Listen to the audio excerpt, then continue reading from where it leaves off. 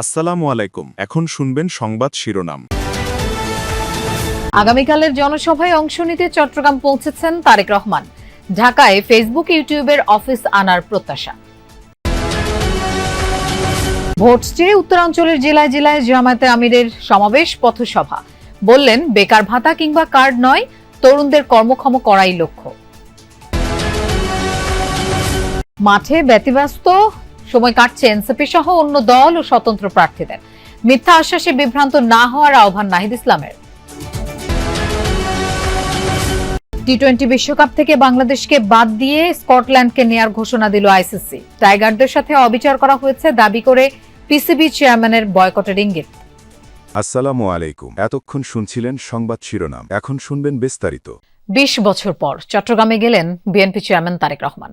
শনিবার সন্ধ্যা 7:30টার দিকে তিনি ঢাকা থেকে বিমানে করে চট্টগ্রামের শাহ আমানত বিমানবন্দরে পৌঁছান।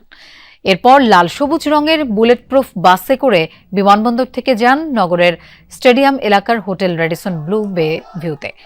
এর আগে বিমানবন্দরে উপস্থিত দর্শনার্থী ও নেতাকর্মীরা তাকে স্বাগত জানান। সবাইকে হাত নেড়ে শুভেচ্ছা জানিয়ে দলীয় নেতাদের সঙ্গে শুভেচ্ছা বিনিময় করেন তারেক রহমান। আগামীকাল বেলা 11:30টার দিকে নগরের পলো গ্রাউন্ড মাঠে আয়োজিত নির্বাচনী সমাবেশে প্রধান অতিথি হিসেবে তার বক্তব্য দেওয়ার কথা রয়েছে। রাজধানী সহ বড় শহরগুলোর যানজট নিরসনে স্যাটেলাইট টাউন গড়ে তোলার প্রতিশ্রুতি দিলেন বিএনপি চেয়ারম্যান তারেক রহমান। চলাচলের সুবিধার জন্য চান মনোরেল চালু করতে।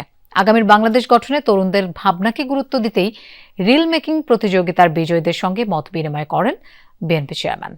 বাংলাদেশে ফেসবুক, মেটা ও গুগলের অফিস আনার চেষ্টা করা হবে বলেও জানান তিনি। গণতন্ত্রের চর্চা ইউনিয়ন পরিষদ থেকে সংসদ পর্যন্ত ছড়িয়ে দেওয়ার আহ্বান জানান তারেক রহমান। আমার ভাবনায় বাংলাদেশ শীর্ষক জাতীয় রিল মেকিং প্রতিযোগিতায় সেরাদের সঙ্গে meet and greet with Tarek রহমানের আয়োজন। বিএনপির উদ্যোগে আয়োজিত এই প্রতিযোগিতায় 2200-র বেশি প্রতিযোগী অংশ নেন। তাদের মধ্যে সেরা 10 জন শনিবার দুপুরে গুলশানের বিচারপতি শাহাবুদ্দিন পার্কে তারেক রহমানের সঙ্গে মতবিনিময়ে অংশ নেন। যদি ট্রেনিং এর সুবিধা পায়, কোর্সের সুবিধা পায়, তাহলে তো 1 মিনিটের রিলসের মাধ্যমে আগামীর বাংলাদেশ নিয়ে নিজেদের প্রত্যাশা ও প্রস্তাব তুলে ধরেন অংশগ্রহণকারীরা। দেশ গঠনের প্রস্তাবিত পরিকল্পনায় সাধারণ মানুষের ভাবনাকে যুক্ত করতেই এই ব্যতিক্রমী উদ্যোগ, যাতে সবাই রাস্তায় নিরাপদে থাকতে পারে, এটা ইনশিওর করতে হবে। দ্বিতীয়ত, কারাপশন আমাদেরকে যেভাবেই হোক এটাকে অ্যাড্রেস করতে হবে। আয়োজনে তারেক রহমান বলেন, রাজধানীর সব অঞ্চলকে যুক্ত করতে মনোরেলের পরিকল্পনা রয়েছে। বড় শহরের চাপ কমাতে আশেপাশে গড়ে তোলা হবে স্যাটেলাইট টাউন। এই জেলাগুলোতেও ছোট ছোট শহর আছে, জেলা শহর আছে বা প্রতিবেশী রাষ্ট্র আধিপত্যবাদ কায়েমের চেষ্টা করলে বরদাস্ত করা হবে না বলে হুঁশিয়ারি দিয়েছেন জামায়াতে ইসলামের আমির ডাক্তার শফিকুর রহমান। তিনি বলেন, কারো রক্তচক্ষুকে ভয় পায় না জামায়াত। তিনি আরো বলেন, ভাতা নয়, যুব সমাজকে কর্মক্ষম করে বেকারত্বের অভিশাপ থেকে মুক্ত করা হবে। দেশের রাজনীতিকে সুন্দর ও পরিচ্ছন্ন করতে 10 দলীয় নির্বাচনী ঐক্যকে ভোট দেওয়ার আহ্বান জানান জামায়াত আমির। উত্তরবঙ্গ জুড়ে দ্বিতীয় দিনের মতো নির্বাচনী প্রচারণা চালিয়েছে 10 দলীয় নির্বাচনী ঐক্য। গাইবান্ধার পলাশবাড়ির পাইলট উচ্চ বিদ্যালয় মাঠের জনসভা থেকে প্রচারণা শুরু করেন জামাত আমির ডাক্তার শফিকুর রহমান। নীল আকাশ, মাঝে মাঝে আকাশে শকুনের ছায়া দেখা যায়। ওই শকুনের ছায়া যেন বাংলাদেশের মাটিতে পড়তে না পারে। প্রচারণার শুরুতেই জামাত আমির বলেন, আধিপত্যবাদ আবারও চেপে বসার চেষ্টা করছে, এজন্য সবাইকে সজাগ থাকার আহ্বান জানান তিনি। কোনো আধিপত্যবাদের ছায়া বাংলাদেশে আমরা দেখতে চাই না। অবশ্যই বিশ্বের সকল সভ্য দেশের সাথে আমরা বন্ধুত্বের সম্পর্ক চাই। আমরা প্রতিবেশীদের। প্রচারণার তৃতীয় দিনে আনুষ্ঠানিক উদ্বোধন হলো জাতীয় নাগরিক পার্টির নির্বাচনী থিম সং। শাপলাকলির পক্ষে ভোট চেয়ে তৈরি হয়েছে গানটি। পাশাপাশি হ্যাঁ ভোটের পক্ষেও আরেকটি গান সূচনা করেছে দলটি। এদিকে ঢাকার বিভিন্ন আসনে প্রচার চালাচ্ছেন এনসিপি সহ 10 দলীয় জোটের প্রার্থীরা। মানুষ যেন নির্বিঘ্নে ভোট দিতে পারে সেই প্রত্যাশা করেছেন ঢাকা 11 আসনের প্রার্থী নাহিদ ইসলাম। ভোটের মিছিলে আমার প্রতীক শাপলাকলি, এমন বক্তব্যে নির্বাচনী থিম সং উদ্বোধন করেছে জাতীয় নাগরিক পার্টি। শনিবার সন্ধ্যায় জাতীয় জাদুঘরের সামনে প্রচারণা শুরুর তৃতীয় দিনে এসে দলটি তার নির্বাচনী থিম সং উন্মুক্ত করল। পাশাপাশি হ্যাঁ ভোটের পক্ষেও আরেকটি গানের প্রচারণা শুরু করে দলটি। মাদুর পেতে থিম সং শিরোনামে দলের প্রচারণা উদ্বোধন করেন দলটির নির্বাচনী পরিচালনা কমিটির প্রধান আসিফ মাহমুদ সজীব ভুইয়া। আমরা খুব ফ্যান্সি ভাবে 5 স্টার হোটেল ভাড়া করে সেলিব্রিটিদেরকে এনে করতে পারিনি। আমরা মনে করছি এখানে সমাজের বিভিন্ন শ্রেণী পেশার মানুষজন যারা আছেন, আমাদের হরিজন তফসিলি সম্প্রদায়ের মানুষজন আছেন এবং আমরা তাদের রিপ্রেজেন্ট করে আমরা তাদেরকে সাথে নিয়ে আমাদের থিম সংটা লঞ্চ করতে চেয়েছি।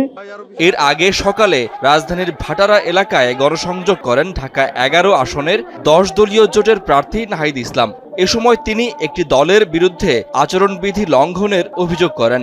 বলেন, এমন আশ্বাস দেয়া হচ্ছে যা বাস্তবায়িত হওয়ার সম্ভাবনা নেই। বিভিন্ন জায়গায় এই যে ফ্যামিলি কার্ড, কৃষক কার্ড ইত্যাদির নামে আসলে এক ধরনের ভোট কিনার এক ধরনের আসলে এটা প্রক্রিয়া, এক ধরনের কৌশল তারা আসলে অবলম্বন করতেছে। এটা আসলে কিন্তু মানুষ আসলে এটাতে আসলে তো রেসপন্স করতেছে না। আমরা মানুষের সাথে কথা বলতেছি, মানুষ আসলে এগুলা বিশ্বাসও করতেছে না। এদিকে রাজধানীর পুরোনো পল্টনে নির্বাচনী প্রচারণায় অংশ নেন 10 দলীয় জোট মনোনীত ঢাকা 8 আসনের প্রার্থী এনসিপি নেতা নাসির উদ্দিন পাটোয়ারি। একটি দল নির্বাচনকে সামনে অবশেষে টি-20 বিশ্বকাপ থেকে বাদ পড়ল বাংলাদেশ। এর পরিবর্তে স্কটল্যান্ডকে যুক্ত করার কথা আনুষ্ঠানিকভাবে জানিয়েছে আইসিসি। এদিকে বাংলাদেশের সাথে অবিচার করেছে আইসিসি। সরকার চাইলে ভারতের টি-20 বিশ্বকাপে অংশ নেবে না পাকিস্তান, এমনটাই জানিয়েছেন পিসিবি চেয়ারম্যান মহসিন নাকভি। নিরাপত্তা ইস্যুতে সিদ্ধান্ত নিতে বাংলাদেশের পূর্ণ স্বাধীনতা আছে বলে জানান তিনি। নিরাপত্তা ইস্যুতে উত্তপ্ত বিসিবি ও বিসিসিআই সম্পর্ক, যার রেশ গিয়ে পড়েছে ভারতে অনুষ্ঠিত হতে যাওয়া টি-20 বিশ্বকাপে। ভেন্যু পরিবর্তনের দাবি জানিয়ে বাংলাদেশের করা আবেদনের প্রতি একাত্মতা প্রকাশ করে পাকিস্তানও। আইসিসির বোর্ড সভায় ভোটাভুটিতে হেরে যাওয়ার পর সিদ্ধান্ত জানানোর ডেডলাইন ছিল গেল বৃহস্পতিবার। ভারতে দল না পাঠানোর অনড় অবস্থানের ঘোষণার পর অবশ্য গেল 48 ঘন্টায় আনুষ্ঠানিকভাবে কিছুই জানায়নি আইসিসি। অবশেষে শনিবার সন্ধ্যায় আইসিসি মেইলের মাধ্যমে জানায় এবারের বিশ্বকাপে থাকছে না বাংলাদেশ, সি গ্রুপে যুক্ত করা হয়েছে স্কটল্যান্ডকে। এমন খবরের মাঝে রীতিমতো ঝড় তোলে পাকিস্তান ক্রিকেট বোর্ড চেয়ারম্যানের সংবাদ সম্মেলন। মহসিন নাকভি জানিয়ে দেন, লাল সবুজদের দেশটার সাথে হয়েছে অবিচার। সরকার চাইলে বিশ্বকাপে অংশ নেবে না পাকিস্তান। বাংলাদেশের সাথে অবিচার করা হয়েছে। আইসিসির সভায় আমি বলেছি, আপনারা ডবল স্ট্যান্ডার্ড করতে পারেন না। টি-20 বিশ্বকাপে অংশগ্রহণের বিষয়ে সরকার চাইলে অংশ নেবে না পাকিস্তান। আমরা প্রধানমন্ত্রীর ফিরে আসার অপেক্ষায় আছি। উনি আসলেই তারপর আমরা সিদ্ধান্ত নেব। আমাদের সরকার যদি বলে যে আমরা ভারতে যাব না, তাহলে আমরা যাব না। কোনো একক দেশকে আমাদের উপর নির্দেশ চাপিয়ে দেওয়ার অনুমতি দেয়া হবে না। পিসিবি আইসিসির নয়, পাকিস্তান সরকারের সিদ্ধান্ত মানতে বাধ্য। प्राइम मिनिस्टर साहब इस टाइम पाकिस्तान में नहीं है। जब वो वापस आएंगे तो उसके ऊपर बाद ही हम आपको फाइनल डिसीजन देंगे। বাংলাদেশের পক্ষে নিজেদের অবস্থান একই আছে বলে দাবি করেন মহসিন নাকভি। এ কারণেই আমরা এই অবস্থান নিয়েছি যে বাংলাদেশের সঙ্গে অন্যায় করা হচ্ছে এবং যে কোনো পরিস্থিতিতেই তাদের বিশ্বকাপ